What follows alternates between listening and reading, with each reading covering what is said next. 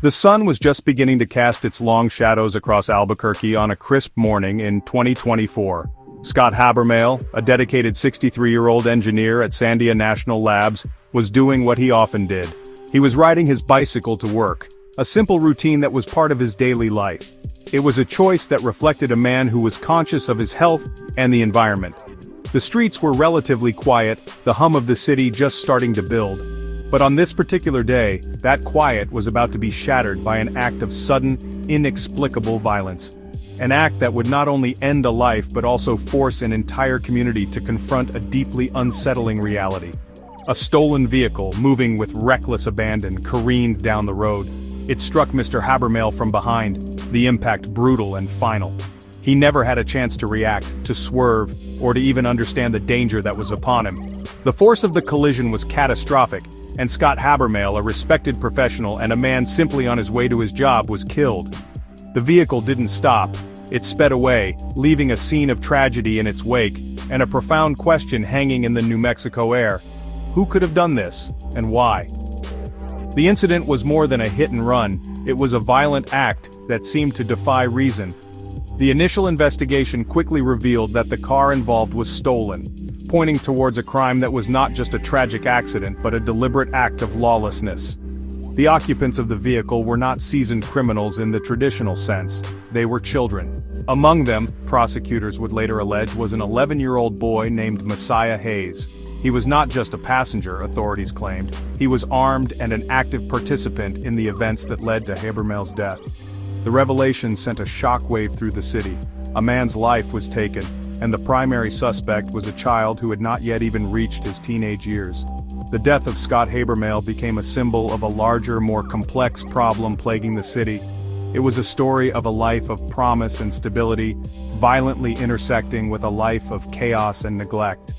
It raised urgent questions about public safety, juvenile crime, and the systems designed to protect both society and its most vulnerable children. As the details began to emerge, the case transformed from a local tragedy into a national headline. It forced a painful examination of how a boy so young could find himself in a stolen car, allegedly involved in a crime that ended an innocent man's life on a peaceful morning ride. When the name Messiah Hayes first surfaced in connection with the death of Scott Habermale, the public was stunned by his age.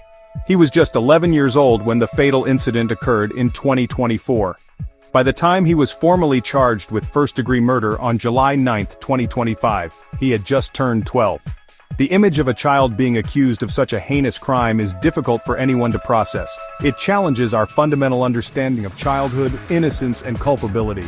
Messiah Hayes was not an unknown figure to law enforcement, but for the wider community, he was a ghost, a child living in the shadows of society until this moment thrust him into a harsh and unforgiving spotlight. His story is not one of a sudden, isolated act of violence. Instead, it is a devastating chronicle of a life lived on the fringes, marked by a pattern of escalating criminal behavior that began when he was shockingly young.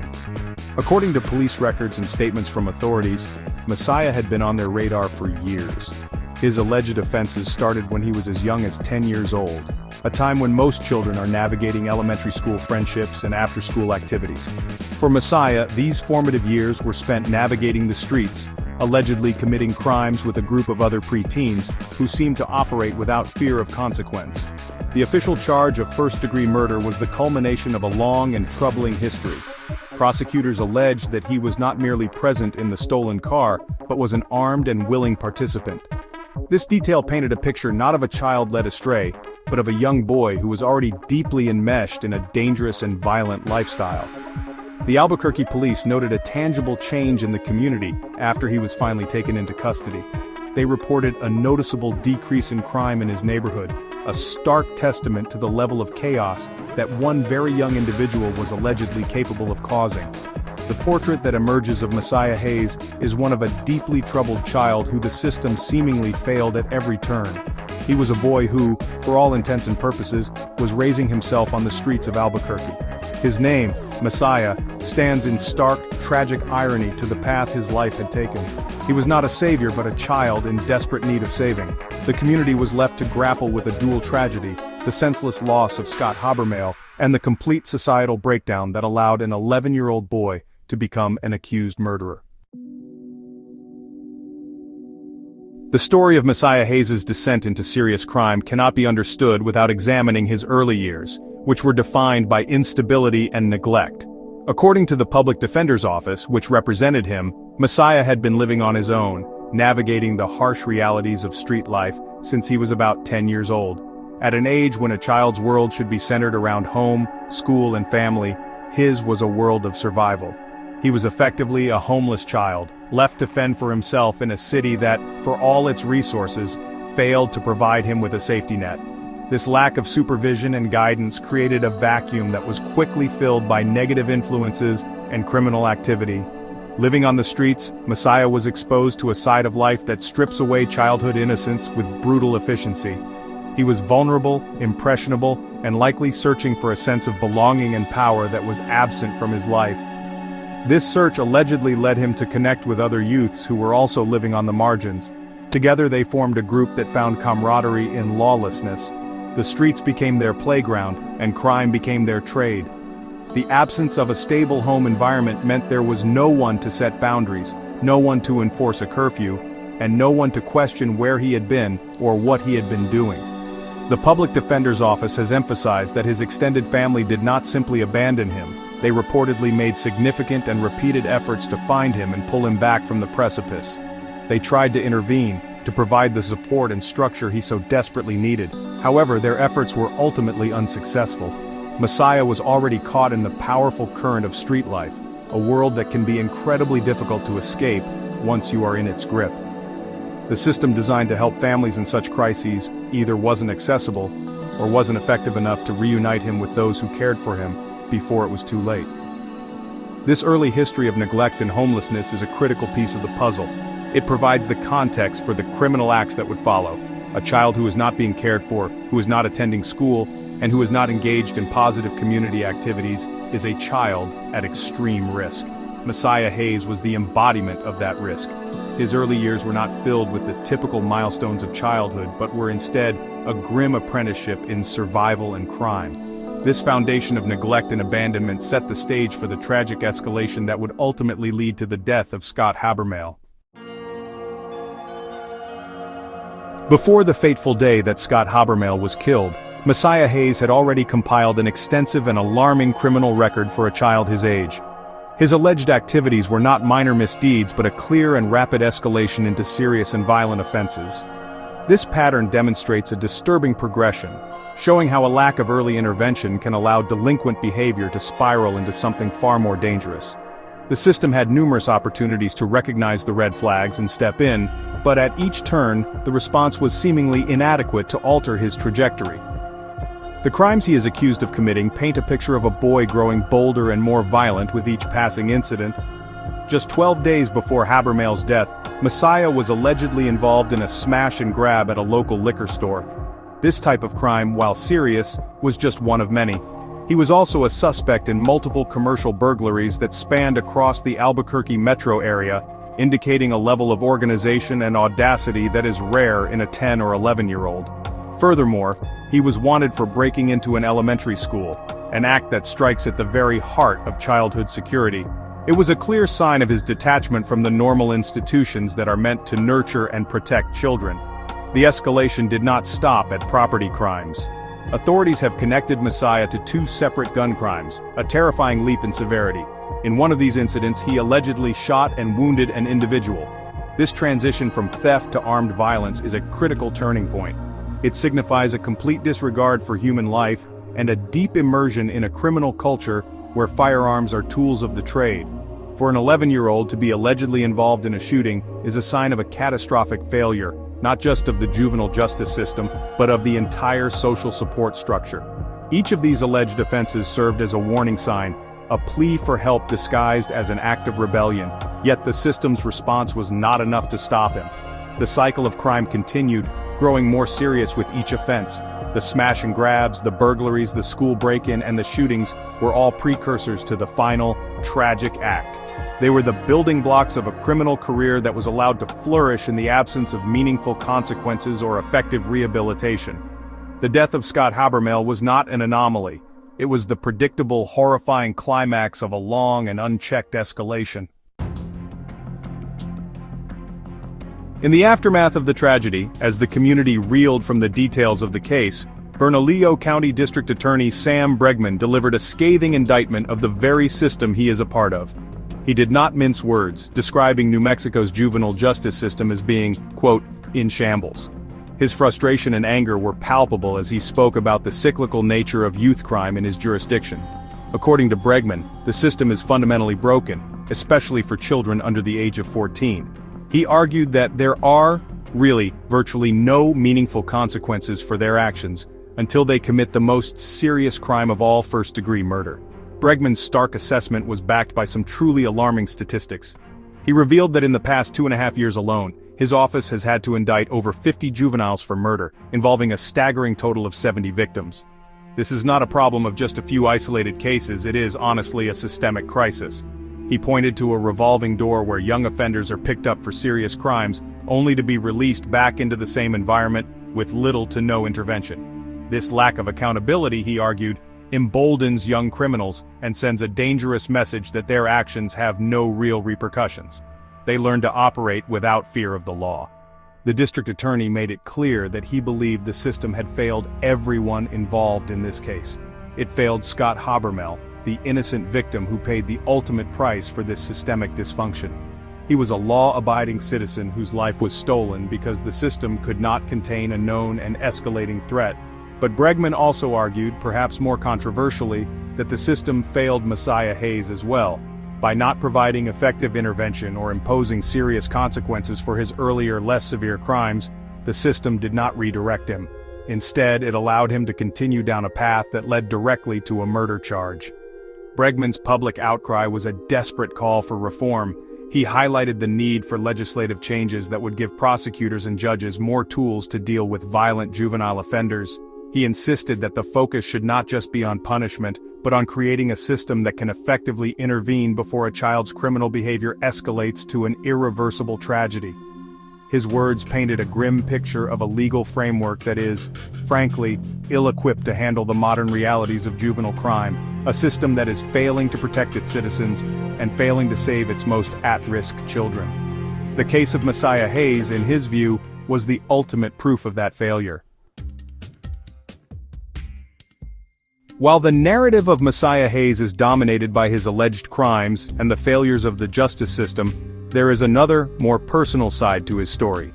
It's the story of a family that, according to the public defender's office, was fighting a losing battle to save him. This was not a case of a child who was completely abandoned by all who should have cared for him.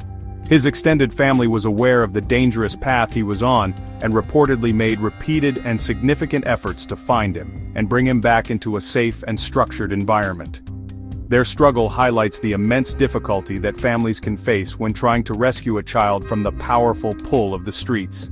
Imagine for a moment the desperation of these family members.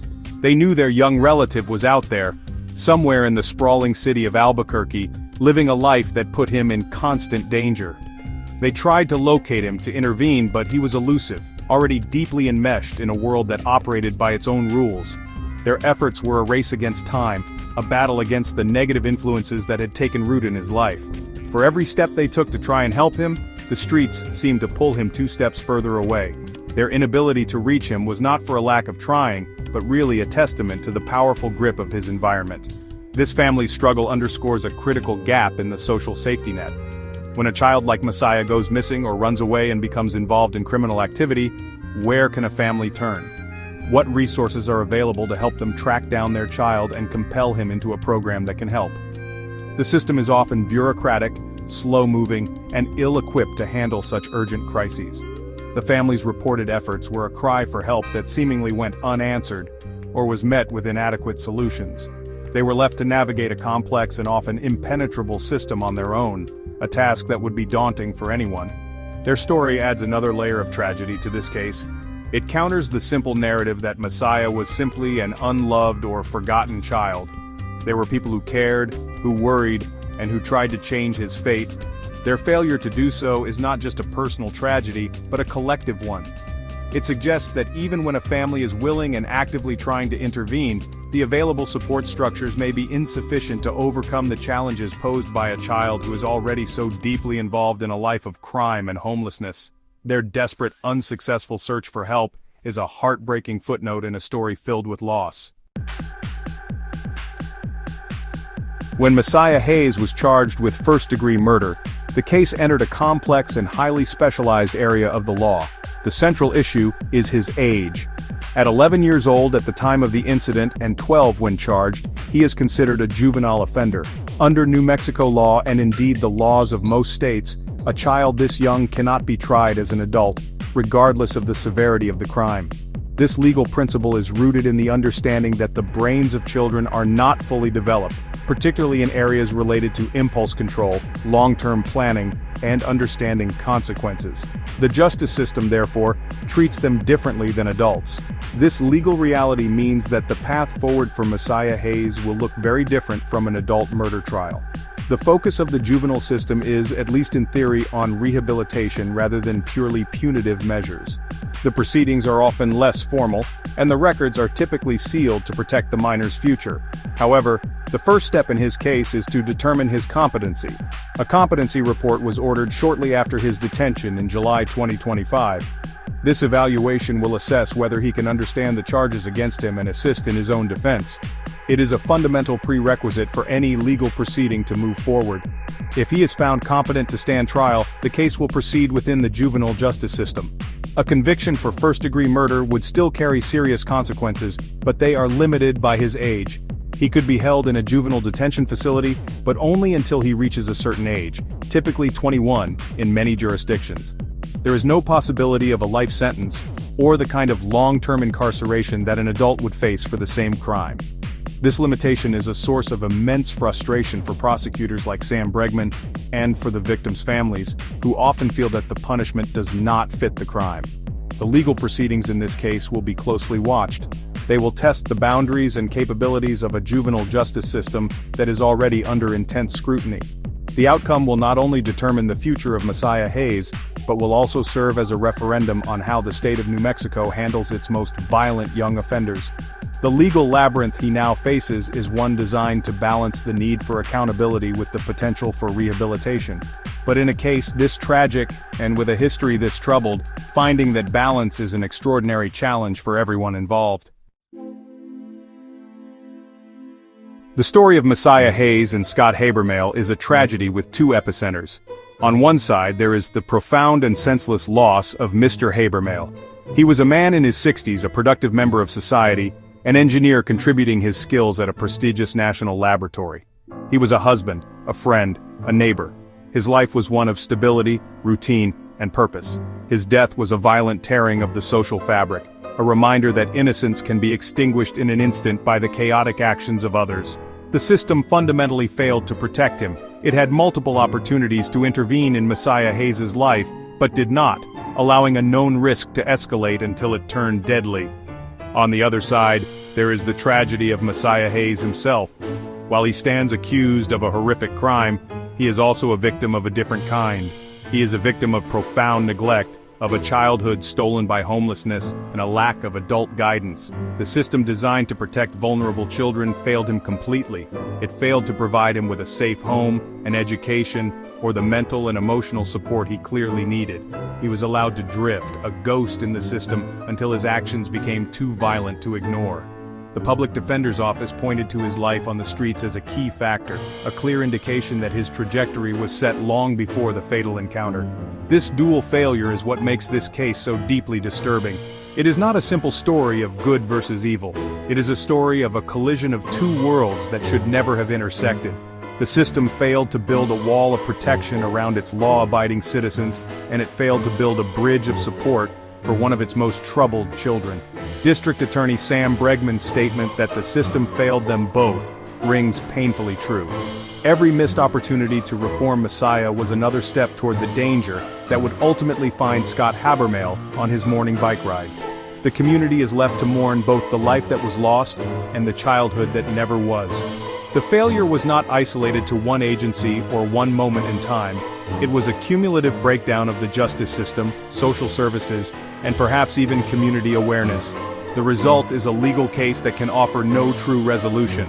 No verdict can bring back Mr. Habermehl, and no juvenile sentence can erase the years of neglect and violence that shaped Messiah Hayes. The case serves as a grim monument to a failure on all fronts, a failure that cost one man his life and a young boy his future.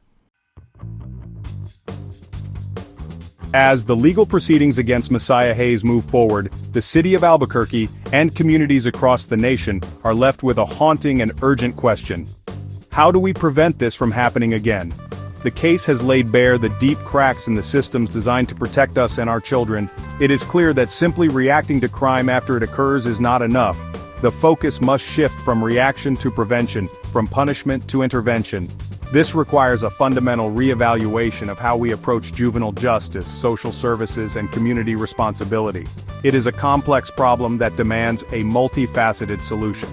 First, there must be a serious and honest reform of the juvenile justice system. Officials like District Attorney Sam Bregman argue that there must be meaningful and immediate consequences for young offenders. This does not necessarily mean treating children like adults, but it does mean creating a system where early offenses are met with swift, certain, and effective interventions. This could include structured diversion programs, mandatory counseling, and secure facilities for youths who pose a clear danger to the community. The goal should be to disrupt the cycle of escalating crime before it becomes unstoppable, providing a clear message that lawless behavior will not be tolerated. Second, we must dramatically improve our social safety nets for at-risk children and families. The story of Messiah's family trying and failing to get him help is a call to action. Communities need robust, easily accessible resources for families in crisis. This includes better support for mental health services, more effective programs for homeless youth, and stronger partnerships between schools, law enforcement, and social service agencies. A child living on the streets at age 10 is a societal emergency, and it must be treated as such. We need to build a system that actively seeks out these children rather than waiting for them to commit a crime. Finally, this is a challenge that extends beyond government agencies and into the fabric of our communities. It requires a collective commitment to look out for the most vulnerable among us. It means fostering environments where children feel safe, supported, and have opportunities for positive engagement. It means mentoring programs, after-school activities, and community centers that can provide the structure and sense of belonging that were absent in Messiah's life. The tragedy of Scott Habermehl and Messiah Hayes is a warning. It tells us that we cannot afford to look away. Unless we address the root causes of neglect and violence, we are destined to repeat this heartbreaking cycle.